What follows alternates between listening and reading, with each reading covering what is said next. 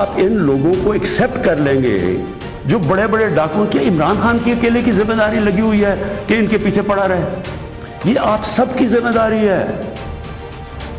Singapore کے اندر جب ایک وزیر نے چوری کی، کرپشن کی، لی کوان یو جو ان کے پرائم منسٹر کا سب سے قریبی تھا، اس نے جب اس کو سزا دلوائی اس نے خودکشی کر لی، کیونکہ اسے پتا تھا معاشرے میں اب میری جگہ ختم ہو گئی ہے. اس کو معاشرے میں ہال نہیں ڈالیں گے، پھول نہیں پھینکیں گے کہ نیب سے باہر آ رہے جی پھول پھینک رہے ہیں. کوئی نہیں پوچھ رہا کہ اس نے کتنی کرپشن کی ہے. ہم آج اس لیے یہاں ہیں کہ ہم نے چوری ایکسپٹ کی، چوروں کو ایکسپٹ کیا. ہم نے ان لوگوں کو جب ہمیں پتہ ہوتے ہوئے کہ انہوں نے آپ کا پیسہ چوری، میرا تو نہیں پیسہ چوری ہوا، یہ جو پیسہ باہر گیا یہ میرا تو پیسہ نہیں باہر گیا، یہ ہمارا پیسہ باہر گیا ہے. یہ کانٹریکٹس کے اوپر پیسہ بناتے ہیں، ہر چیز کے اوپر. سڑک جو بنی ہوتی ہے 1 ارب روپے میں وہ بناتے ہیں 1.5 ارب روپے میں، باقی پیسہ ان کی جیب میں. اور وہ سارا آپ ساری قوم جو ہمارے اوپر قرضے چڑھے ہوئے ہیں، پیچھے تو جائیں قرضے چڑھے کیسے ہیں کہ جب ایک ملک کی لیڈرشپ، یہ لیڈرشپ ہے سینٹ کی، جب یہ رشوت دے گی اور رشوت لے گی تو آپ کیا کہیں گے کہ پٹواری اور تھانے دار وہ ٹھیک ہو جائے گا؟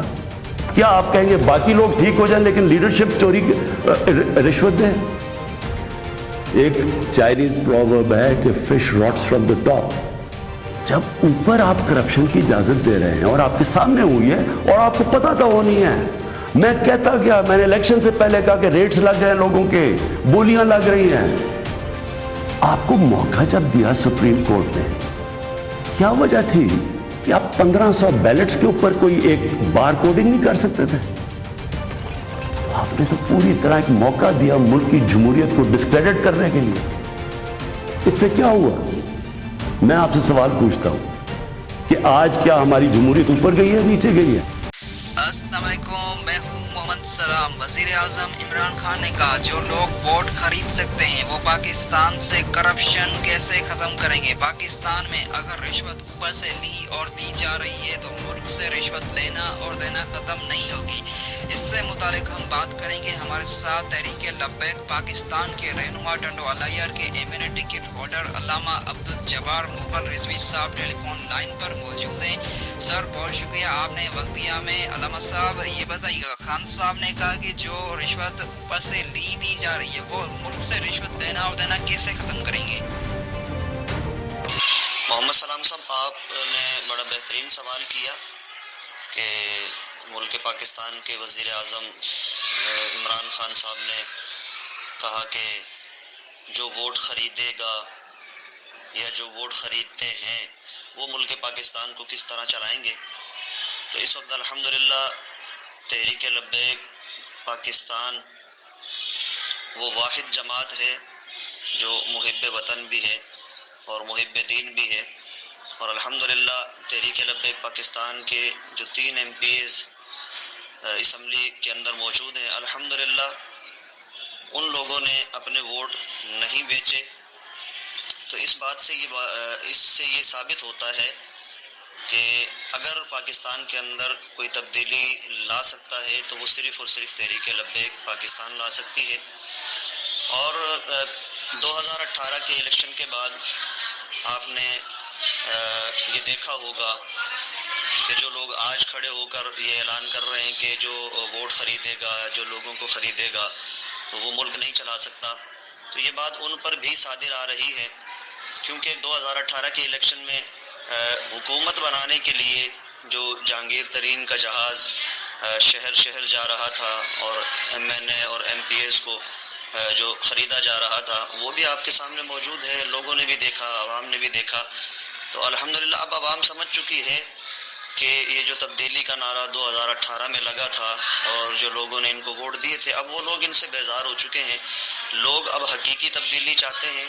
اور حقیقی تبدیلی سلام صاحب آپ سمجھ سکتے ہیں اس بات سے کہ حقیقی تبدیلی وہی لا سکتا ہے جو ایماندار ہو، محب وطن ہو، پاکستان سے محبت کرنے والا ہو. اور الحمدللہ تحریک لبیک پاکستان سے زیادہ کوئی محب وطن بھی نہیں ہے اور ایماندار بھی اس وقت ہمیں اور آپ کو اور عوام کو بھی نظر نہیں آ رہا.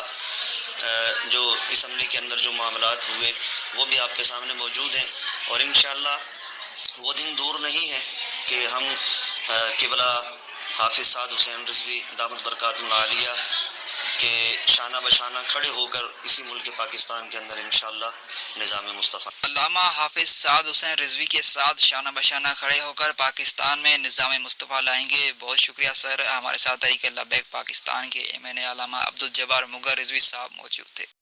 پروگرام میں آگے بڑھتے ہیں. پاکستان میں کورونا کے بڑھتے کیسز پی سی بی کو پی ایس ایل ملتوی کرنا پڑا، جبکہ ایس او پیز کے مطابق بھی میچز کھیلے جا رہے تھے، مگر غیر ملکی کھلاڑی اپنی صحت سے متعلق کوئی رسک نہیں لینا چاہتے تھے، جس کی وجہ سے غیر ملکی کھلاڑیوں کو پی ایس ایل چھوڑنا پڑا. لگاڑی صاحب یہ بتائیے گا کیا پی ایس ایل اگر دوبارہ غیر ملکی کھلاڑیوں کے بحال کیا جائے تو ہو سکے گا یا نہیں؟ آپ کس طرح سے دیکھتے ہیں اسے؟ جی محمد سلام، اگر پی سی بی ڈومیسٹک کھلاڑیوں کو اگر پی سی ایل میں موقع دے تو بالکل پی سی ایل بحال ہو سکتا ہے. اسے جو ڈومیسٹک کرکٹر ہیں ان کو بھی آگے آنے کا موقع ملے گا. جس طرح پی سی ایل میں دیکھا گیا ہے کہ پاکستان میں پی سی ایل کے جتنے بھی میچز ہوئے سب میں ایس او پیز فالو کی گئی ہے. ایسی کوئی وجوہات نہیں دیکھنے کو ملی جس میں کوئی بھی خامی ہو. پی سی بی نے پی ایس ایل کے جس طرح ملتوی کیا تو وہ غیر ملکی کھلاڑیوں کی وجہ سے کرنا پڑا، مگر پاکستان میں دیکھا جائے تو کھلاڑیوں کی کوئی کمی نہیں ہے. آپ ڈومیسٹک کرکٹر اٹھا لیں، وہاں سے آپ کھلاڑیوں کی سلیکشن کر سکتے ہیں. فواد عالم کو جس طرح قومی ٹیم میں لایا گیا تو وہ بھی ڈومیسٹک کرکٹر تھا.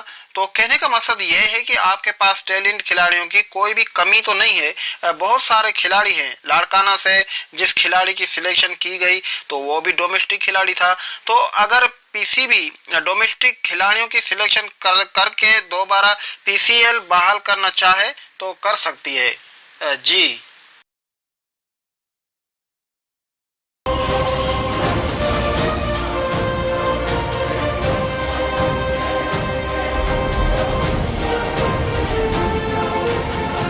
کورونا وائرس کی تیسری لہر. سعودی حکومت نے گزشتہ روز پروازوں پر پابندی عائد کی تھی، جس کی وجہ سے کئی مسافروں کو پریشانی کا سامنا کرنا پڑا. ہمارے ساتھ ٹیلی فون لائن پر سعودی عرب سے سینئر تجزیہ کار محمد خان لگاری صاحب موجود ہیں. محمد خان لگاری صاحب یہ بتائیے گا پروازوں کی بحالی کب ہوگی؟ جس طرح تیسری لہر چل رہی ہے تو کیا لگتا ہے ہفتہ 15 دن لگ جائیں گے یا مزید وقت بھی لگ سکتا ہے؟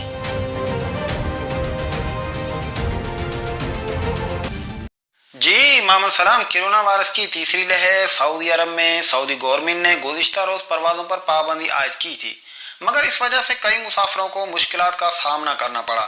جس طرح کرونا کی پہلی لہر میں سعودی عرب نے مکمل لاک ڈاؤن کیا اور پروازیں معطل کی، مگر اس دوران پہلی لہر میں بھی جس طرح عرب گورنمنٹ نے ایک اچھا کنٹرول کیا کرونا کی پہلی لہر کو اور پروازیں بحال کی گئی اور کاروباری مراکز کھولے گئے، تو اس تیسری لہر میں بھی سعودی گورنمنٹ کے لیے کوئی بڑا چیلنج نہیں ہے. یہ بات ضروری ہے کہ اس وقت پروازوں کی بندی سے مسافروں کو مشکلات کا سامنا کرنا پڑ رہا ہے، مگر عرب گورنمنٹ نہ چاہتے ہوئے بھی یہ پروازیں بحال کرنے کی کوشش ضرور کرے گی. ہاں ایس او پیز کے مطابق اگر پروازیں بحال کی جائے تو آج بھی ہو سکتی ہے اگر سعودی گورنمنٹ کوئی فیصلہ کرے تو، مگر اگر کچھ روز تک پروازیں معطل رہتی ہے تو اسے گورنمنٹ کو کوئی فرق نہیں پڑے گا. یہ ہے کہ بس مسافروں کو پریشانی کا سامنا کرنا پڑے گا. جی